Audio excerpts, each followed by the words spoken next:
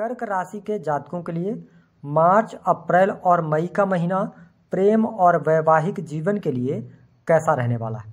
आने वाले इन 3 महीनों में आपके प्रेम जीवन और वैवाहिक जीवन में किस प्रकार की परिस्थितियों का निर्माण होगा, कैसी स्थितियां बनेंगी, क्या आपका पुराना प्रेम वापस आएगा, क्या कर्क राशि वालों के लिए प्रेम विवाह या विवाह होने के योग बनते हैं, संतान की स्थिति किस प्रकार की रहेगी और पारिवारिक जीवन पर क्या प्रभाव रहेगा, इसके बारे में भी इस वीडियो में चर्चा करेंगे।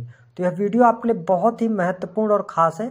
आप वीडियो को अंत तक जरूर देखें और यदि आप चैनल पर पहली बार आएँ तो चैनल को सब्सक्राइब कीजिएगा, नोटिफिकेशन बेल को ऑन कीजिएगा, वीडियो पसंद आए तो लाइक और शेयर जरूर कीजिएगा। बस 1 मिनट में सबसे पहले ये जान लेते हैं कि इन 3 महीनों में आपके लिए ग्रह गोचरी स्थितियां किस प्रकार की रहेंगी। देखिए, कर्क राशि वालों, यदि हम बात करें राहु देव की, तो राहु देव आपकी राशि से 10वें भाव में गोचर करेंगे। वही केतु की स्थिति इन 3 महीनों में आपके 4थे भाव में बनी रहने वाली है। शनि और सूर्य और बुध की युति रहेगी। हालांकि सूर्य देव 15 मार्च 2023 को राशि परिवर्तन करेंगे और ये मीन राशि में चले जाएंगे। वही शुक्र देव 12 मार्च 2023 तक अपनी उच्च राशि मीन राशि में रहेंगे। उसके बाद ये 10वें भाव में आपके चले जाएंगे। मंगल देव आपके 11वें भाव में रहेंगे। कब तक? 12 मार्च 2023 तक। उसके बाद ये आपकी राशि से 12वें भाव में चले जाएंगे, मिथुन राशि में। गुरुदेव बृहस्पति की जो स्थिति है आपके 9वें भाव में बनी रहेगी। हालांकि 22 अप्रैल को गुरुदेव बृहस्पति का राशि परिवर्तन होगा और आपके ये 10वें भाव में जाएंगे। तो इन ग्रह गोचरी स्थितियों के आधार पर आइए जानते हैं कि आपके लिए इन 3 महीनों में प्रेम जीवन की स्थिति किस प्रकार से बनी रहेगी। देखिए, कर्क राशि वालों, बड़े ध्यान से आपको इस वीडियो को समझना है। वर्तमान समय में आप शनि की ढैया के अंदर चल रहे हैं। शनि की ढैया आप पर चल रही है। साथ ही शनिदेव 6 मार्च 2023 से उदित अवस्था में आ जाएंगे। कहने का अभिप्राय ये है कि ये पावरफुल कंडीशन में आ जाएंगे, जिसके परिणाम स्वरूप अब ढैया का प्रभाव भी आप पर देखने को मिलेगा।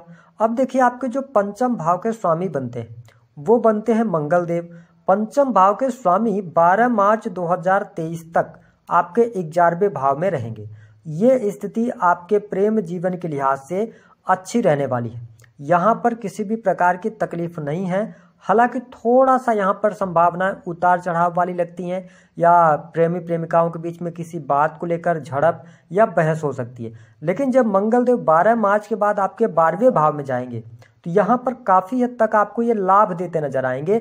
हालांकि आपके रिश्ते में हम देखें तो यहाँ पर अप्रैल तक की जो स्थिति है ना, ये स्थिति थोड़ा सा आपके लिए निगेटिव रहेगी, है ना। अप्रैल तक आप लेके चले जाएंगे अपने रिश्ते को, अच्छे तरीके से आप बनाते चले जाएंगे, संबंधों को सुधारते चले जाएंगे, क्योंकि गुरुदेव बृहस्पति की भी दृष्टि आप पे 5वें भाव पर रहेगी। साथ ही शनिदेव की भी दृष्टि पड़ रही है। लेकिन अब आप इसको इस तरीके से समझ सकते हैं कि यदि आप रिलेशनशिप में हैं, आपका रिलेशन 3-4 वर्षों से चल रहा है, 5 वर्षों से चल रहा है, आपके बीच में कुछ अभी अच्छा नहीं चल रहा, तो थोड़ी सी यहाँ पर संभावनाएं अप्रैल तक कम दिखाई देती हैं। लेकिन आप परिस्थितियों को संभालते नजर आएंगे अपनी बुद्धिमत्ता के बल पर। किसी भी प्रकार की बहुत बड़ी अनबन, बहुत बड़ी समस्या नहीं आएगी। लेकिन जब मई का महीना आरंभ होगा ना, ये स्थिति सबसे ज़्यादा निगेटिव रहेगी। मई का महीना आपके प्रेम जीवन के लिहाज से उतना अच्छा नहीं रहेगा। कहीं ना कहीं से प्रेमी प्रेमिकाओं के बीच में अनबन, ब्रेकअप जैसी संभावना है, क्योंकि 22 अप्रैल को गुरुदेव बृहस्पति जब ट्रांजिट कर जाएंगे आपके 10वें भाव में, है ना, तो यहाँ से क्या होगा कि आपके एक तो 5वें भाव के स्वामी जो रहेंगे मंगल देव पीड़ित अवस्था में ऑलरेडी रहेंगे। साथ ही आपके 5वें भाव से गुरुदेव बृहस्पति की भी दृष्टि हट जाएगी और शनि की दृष्टि वहां पर पड़ेगी। ये सबसे निगेटिव टाइम होगा आपके प्रेम जीवन के लिए। यहाँ पर ब्रेकअप जैसी संभावनाएं बनती हैं। तो आप अप्रैल तक निश्चिंत रहें। उसके बाद थोड़ा सा अपने संबंधों पर ध्यान दें, कुछ भी आप छुपाएं नहीं, अपने पार्टनर को आप चीट करने का प्रयास न करें, तो आपके लिए अच्छा रहेगा। इमोशनल होने से आपको बचना है। अब बात कर लेते हैं आपके लिए वैवाहिक जीवन की स्थिति कैसी रहेगी। देखिए, कर्क राशि वालों, आपके वैवाहिक जीवन में छोटी मोटी बातों को लेकर बहुत ज़्यादा वाद विवाद होते हैं, या आपके वैवाहिक जीवन में जो आपके ससुराल पक्ष के लोग होते हैं उनका बहुत ज़्यादा इंटरफेरेंस रहता है, या किसी न किसी थर्ड पर्सन का इंटरफेरेंस रहता है। ऐसी स्थिति में आप ढैया में चल रहे हैं और शनिदेव 7वें भाव के स्वामी होकर 8वें भाव में चले गए हैं।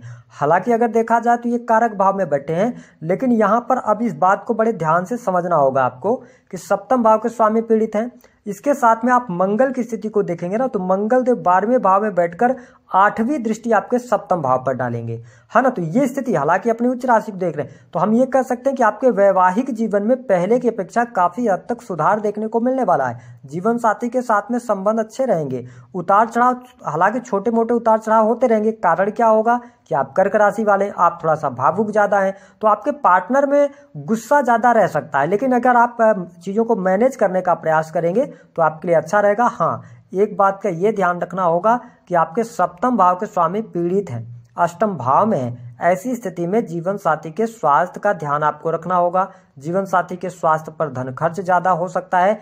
ऐसी स्थितियां यहाँ पर बनने वाली हैं। और सबसे इम्पोर्टेंट बात, यदि देखा जाए तो आपको अपने ससुराल पक्ष से रिश्ते को संभालने का प्रयास करना चाहिए। अब हम बात कर लेते हैं उन कर्क राशि वालों की जिनका सप्तम भाव की स्थिति पहले से खराब है। यदि आपके जन्म पत्रिका में सप्तम भाव में राहु बैठे हैं, या अगर हम देखें तो शनि ही सप्तम भाव में बैठे हैं, यह सबसे नेगेटिव टाइम होगा आपके लिए। कहीं ना कहीं से पति पत्नी के बीच में अलगाव जैसी स्थितियां, वाद विवाद की स्थितियां बढ़ जाएंगी। कोर्ट कचहरी के मामले में भी आप फंसेंगे, क्योंकि मंगल देव 12वें भाव में चले गए हैं, तो यहाँ पर ये निगेटिव रहेगा। लेकिन आपको डरने की आवश्यकता नहीं है, आपको कुछ उपाय करने चाहिए, लाभ मिलेगा। इसके साथ ही हम आपके पारिवारिक जीवन की भी बात करें। देखिए कर्क राशि वालों, इस बात को आपको समझना चाहिए कि अभी आप ढैया की शुरुआत हो रही है। अब देखिए चौथे भाव की भी स्थिति उतनी अच्छी नहीं है आपके लिए। केतु देव आपके चौथे भाव में बैठे हुए हैं। ऐसी स्थिति में क्या होता है कि मार्च तक तो स्थितियों को ठीक रहेंगी, आपके पारिवारिक जीवन अच्छा रहेगा। लेकिन हम कब, कितने मार्च तक, ये 20 मार्च तक स्थितियां बेहतर रहेंगी। उसके बाद स्थितियां थोड़ी सी खराब हो जाएंगी, क्योंकि 15 मार्च के बाद सूर्य का भी राशि परिवर्तन हो जाएगा, है ना। तो ये जो अप्रैल का टाइमिंग होगा, ये आपके पारिवारिक जीवन में भी वाद विवाद का कारण या छोटे मोटे उतार चढ़ाव, ये स्थितियां देखने को मिलेंगी। लेकिन जब 22 अप्रैल को गुरुदेव बृहस्पति आपके 10वें भाव में पहुंच जाएंगे, वहां से इनकी दृष्टि पड़ने की वजह से कहीं ना कहीं से आपको लाभ मिलना शुरू हो जाएगा। परिवार में खुशियां आने लगेंगी, खुशहाली का माहौल रहेगा। जो परिवार का सपोर्ट आपके साथ नहीं बन रहा था, या परिवार पर आप उतना ज्यादा बिलीव नहीं कर पा रहे थे, उन चीजों में भी वृद्धि आपको देखने को मिलेगी। अब अगर हम बात करें आपके लिए संतान की स्थिति क्या रहेगी, तो देखिए कर्क राशि वालों, यदि आपकी संतान है ना, तो संतान की पढ़ाई लिखाई अच्छी है। क्यों अच्छी है? 22 अप्रैल 2023 तक यहाँ पर संतान की प्रगति होने वाली है। और अगर हम देखें तो संतान की पढ़ाई लिखाई, ये सारी चीजें अच्छी हैं। लेकिन संतान के स्वास्थ्य को लेकर आप में चिंताएं रहेंगी, है ना। उनके पढ़ाई लिखाई में अच्छा है, विदेश जाने के लिए अच्छा समय रहेगा, है ना। अगर वो टेक्नोलॉजी से जुड़े हुए कोई भी पढ़ाई कर रहे हैं, या मेडिकल लाइन से जुड़े हुए हैं, इंजीनियरिंग के फील्ड में हैं, तो ये अच्छा प्रदर्शन आपकी संतान करने वाली है, यदि आपकी संतान है तो। लेकिन उनके स्वास्थ्य को लेकर आप में चिंताएं रह सकती हैं। जो जातक संतान प्राप्ति का सपना देख रहे हैं, कुछ गुड न्यूज चाहते हैं, उनके लिए 22 अप्रैल 2023 से पहले का टाइमिंग ज़्यादा बेहतर रहने वाला है। अब यदि हम बात करें कर्क राशि वालों, आपके सवालों को लेते हैं और उनके जवाब जानते हैं। पहला, क्या आपका पुराना प्रेम वापस आएगा? कर्क राशि के जो जातक होते हैं, देखिए आप बहुत ज़्यादा भावुक होते हैं और लोग आपको बहुत ज़्यादा बेवकूफ़ भी बनाते हैं प्रेम के मामले में। इसलिए अपने आप को थोड़ा सा इमोशनल होने से बचाइएगा, थोड़ा अपने आप को स्ट्रांग कीजिएगा। और जो बीत गया उन बातों को भूलना होगा और आपको आगे की तरफ बढ़ना होगा। शनिदेव यही आपको शो कर रहे हैं, वहां पर दृष्टि डाल के। जो आपके लिए अच्छा होगा वो ऑलरेडी चल के आएगा, जो अच्छा नहीं होगा शनिदेव उसको आपके जीवन से बाहर कर देंगे। तो इस स्थिति का ध्यान रखें। पुराने प्रेमी के आने की संभावनाएं बहुत कम हमें दिखाई देती हैं। अगर आप रिलेशनशिप में हैं, अगर वो रिश्ता आपके लिए अच्छा नहीं है, तो शनि की ढैया आई है, हमें लगता है कि ये सब खराब करेंगे, लेकिन ऐसा नहीं है। जो व्यक्ति आपके लायक नहीं है उसको आपके जीवन से निकाल फेंकेंगे। ऐसी स्थिति में जो मई का महीना होगा, ये ब्रेकअप जैसी संभावना है। क्या विवाह के योग बनते हैं? यस ऑफ कोर्स बनते हैं, और आपको प्रयास करना चाहिए। यदि आपके जन्म पत्रिका में विवाह के योग हैं, अच्छी दशाएं चल रही हैं, तो आपको लाभ मिल जाएगा। क्या शादी तय हो सकती है? बिल्कुल, 22 अप्रैल 2023 तक। अब हम बात कर लेते हैं कि आपको उपाय क्या करना है। देखिए कर्क राशि वालों, यदि आपके सप्तम भाव की स्थिति खराब है, यानी कि आपका मैरिटल लाइफ अच्छा नहीं चल रहा है, पति पत्नी अलग रह रहे हैं, तो आपको किन देवता की उपासना करनी चाहिए जिससे कि आपका वैवाहिक जीवन काफी अच्छा रहे? देखिए सबसे अच्छा ये रहेगा कि आपका जो राशि के स्वामी है चंद्रदेव, उनकी स्थिति आपके पत्रिका में मजबूत होना जरूरी है, क्योंकि वो आपके राशि के स्वामी है और 2 से ढाई दिनों में अपना राशि परिवर्तन करते हैं। ऐसी स्थिति में आपको भगवान शिव की आराधना करनी चाहिए, क्योंकि भगवान शिव की आराधना करने से आपके चंद्र भी मजबूत होंगे, जीवन में जो संकट आने होंगे वो भी दूर होंगे, और शनि की ढैया का भी प्रभाव आपके जीवन से जो निगेटिव पड़ना है वो पॉजिटिव रिजल्ट में तब्दील होगा। तो इन चीजों का यदि आप ध्यान रखते हैं तो आपको बहुत अच्छे परिणाम मिलेंगे। शनिदेव के मंत्रों का भी जप आप कर सकते हैं। ढैया चल रही, हनुमान चालीसा करना है तो हनुमान चालीसा कर सकते हैं। सबसे सबसे अच्छा रहेगा। तो दी गई जानकारी पसंद आई तो वीडियो को लाइक करें, चैनल को